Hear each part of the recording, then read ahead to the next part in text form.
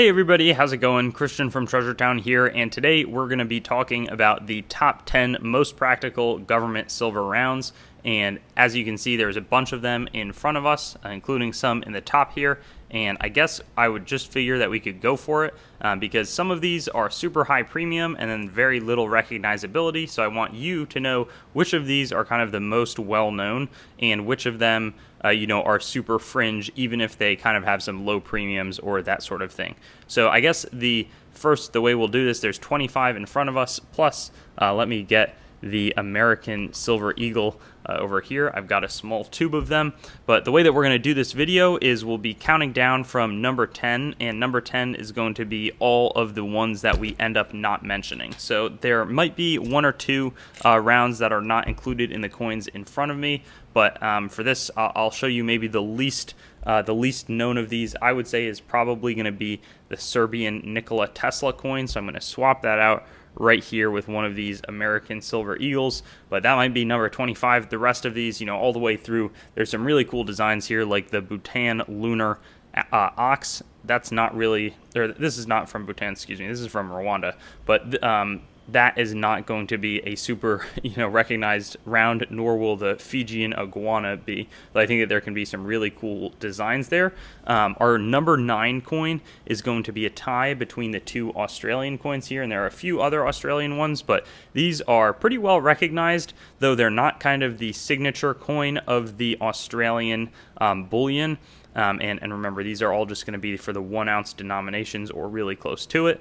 The koala is a well-known one, and I've got some koala coins beyond this one. They kind of change the design around normally, but they have been producing the koalas for a long time. Here is another example. You can see the surface is a bit different, but that's the example for the koala. Then they've also got the kookaburra, and there's also a few beyond the ones that I'm showing here, but the kookaburra is another one that has been in existence for quite a long time. There you can see the 2009 one.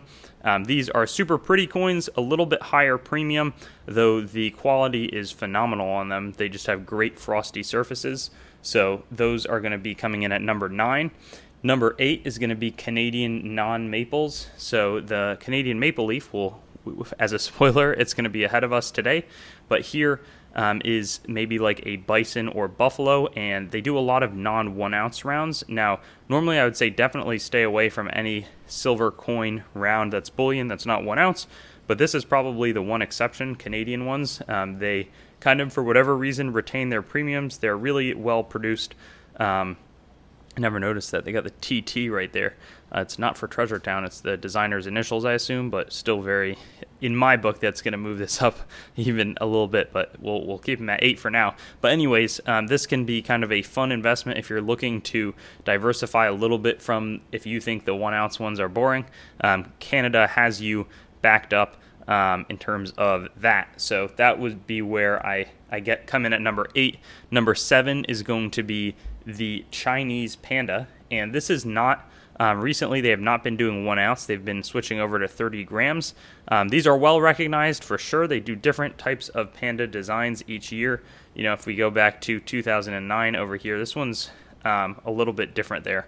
You can see the pandas are different, but the quality of the striking has certainly improved. Oh, and also you can see that they switched away. It used to be 1 ounce, now it's over to 30 grams. But these are pretty high premium as well. They have a really interesting kind of ridged and sideways edge, or like diagonal edge. But I would say that these people know Chinese pandas quite well. Their gold is also relatively well recognized. But I would say, the rising premiums on these kind of precludes, they'd be higher up on the list if you could get these at a reasonable premium, but often you're paying a fair amount more. And really the main coin that I would recommend paying a premium for is going to be the American Silver Eagle right here, which is going to be higher up on the list. There's also the Austrian Philharmonic. This is a coin that I really like, coming in at number 6. It's got no ridges on the edge, which is a little bit unique. And it's from, I think it's the Vienna, some sort of famous hall, but or maybe it's an opera hall or something like that. I forget the exact context on it, but this one is well recognized. You can spend it for 1.5 euros, which is a little bit more than the, normally the euro trades stronger than the dollar, but these I've seen at really low premiums, and they're just one of the main rounds. They also do gold, but those consistently trade for the lowest over silver when, right now silver is in a high premium environment.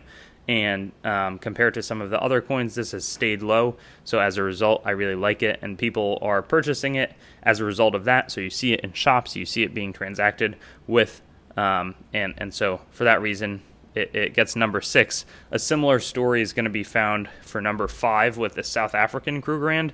It's not the most flashy coin. A lot of these coins have kind of deep proof, but like the Silver Eagle, the Philharmonic, as well as the Krugerrand, it's pretty much the basics here. It's almost a carbon copy of the gold coin design from South Africa as well, and people recognize it. And the Krugerrand really dominated the scene for gold back in the 80s. It was one of the first main gold coin bullion options, and this is its silver counterpart, so I think a lot of people like it, and for that reason a lot of people know it.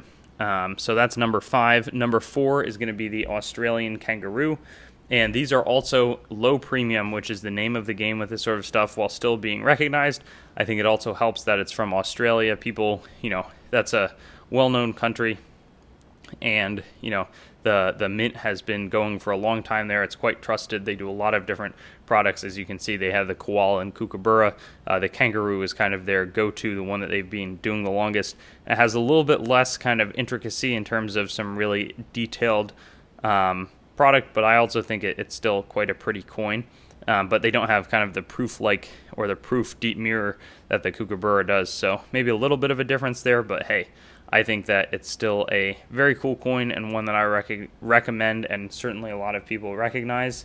Number 3 is going to be something I see a lot of these deals being offered that are quite good deals, and that means that a lot of them are being produced, so I would imagine they're standing only rises. You have some nice security features in the background on the Great Britain British Britannia. A nice coin here, but yeah, very like the Philharmonic, except maybe I think a little nicer of a design. You have a little more going on in terms of it's going to be challenging to counterfeit this just because of how intricate it is, and I recommend it. You also have another security feature right there, which the Krugerrand and the Krugerrand and the Philharmonic do not have, and the Kangaroo has to some extent, but this is even a step beyond it. Plus, you do have a cheap, they're not charging a ton for having this sort of contrasty design, so I really like that. Now, it's going to be pretty controversial for my number 2, but I'm going to say the American Silver Eagle, especially in the current climate. There's different designs out there. I think that they should have just kept the old design, which I have in my hand. That's probably a topic for another video as well. But I think that the premiums are not really justified to pay so much over for 1 ounce of silver. In the past, the premiums were pretty much all the same, and I was recommending people to go get their silver in American Silver Eagle form, saying that you could sell back the premium that you pay up for it. And I'm not sure if that's true at the current super elevated levels. So, whenever silver drops, the American Silver Eagle price hardly seems to drop, and then it won't, but the dealers won't really be paying that. It just seems like there's a bit of a shortage on these, so maybe I'm laying out a really good case for why you should be buying them, but I don't really think so. I think that it doesn't compete as well with some of the other coins due to the shortage. I don't think that there's enough of a shortage where long term as a collector, from that standpoint, they'll be super viable coins, certainly not compared to some of the other things, which brings us to our number 1 pick for the day, Canada's Silver Maple Leaf. These coins are gorgeous with their artistry.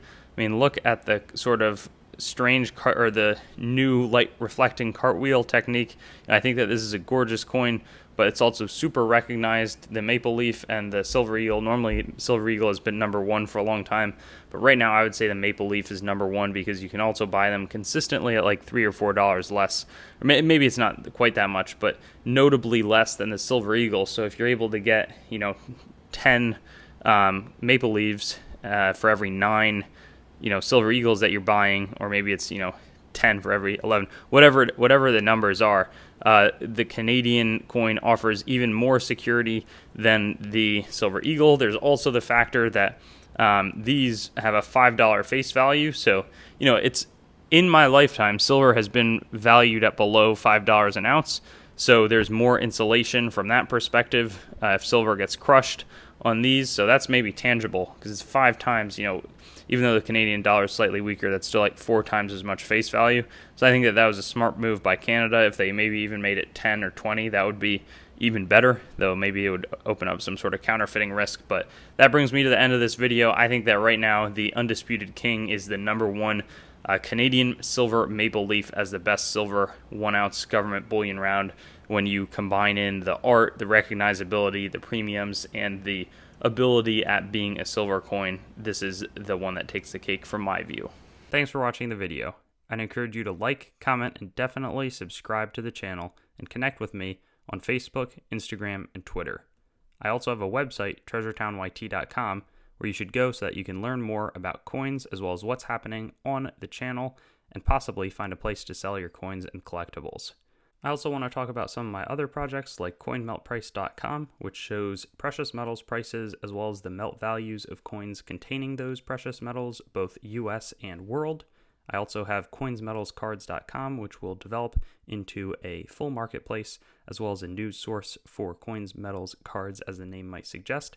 And then treasuretowncoins.com, which long-term will be my coin dealing entity separate from the channel. And lastly, whatsthegrade.com, which will be a stickering service for already certified collectibles where you can get a approval or verification of the grade on the holder. Hope you have a wonderful day, and I look forward to seeing you on some of my other videos.